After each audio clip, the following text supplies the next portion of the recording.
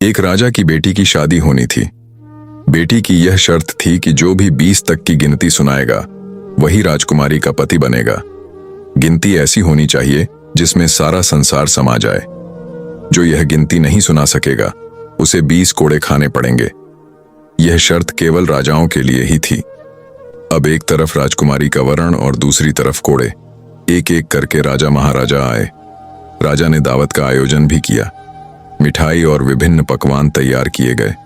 पहले सभी दावत का आनंद लेते हैं, फिर सभा में राजकुमारी का स्वयंवर शुरू होता है। एक से बढ़कर एक राजा महाराजा आते हैं। सभी गिनती सुनाते हैं जो उन्होंने पढ़ी हुई थी, लेकिन कोई भी ऐसी गिनती नहीं सुना पाया जिससे राजकुमारी संतुष्ट हो सके। अब जो भी आता कोड़े खाकर चला जाता।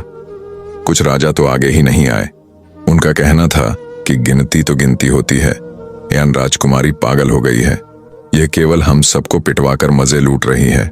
यह सब नजारा देखकर एक हलवाई हंसने लगा।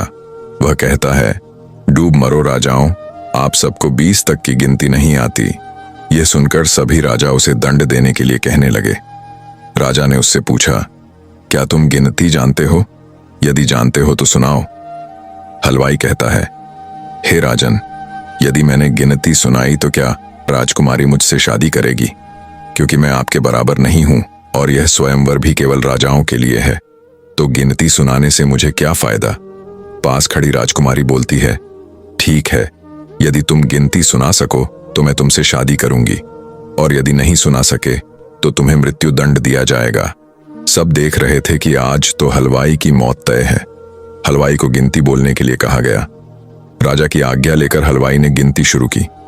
1 भगवान, 2 पक्ष, 3 लोक, 4 युग, 5 पांडव, 6 शास्त्र, 7 वार, 8 खंड, 9 ग्रह, 10 दिशा, 11 रुद्र, 12 महीने, 13 रत्न, 14 विद्या, 15 तिथि, 16 श्राद्ध, 17 वनस्पति, 18 पुराण, 19वीं तुम और 20वां मैं।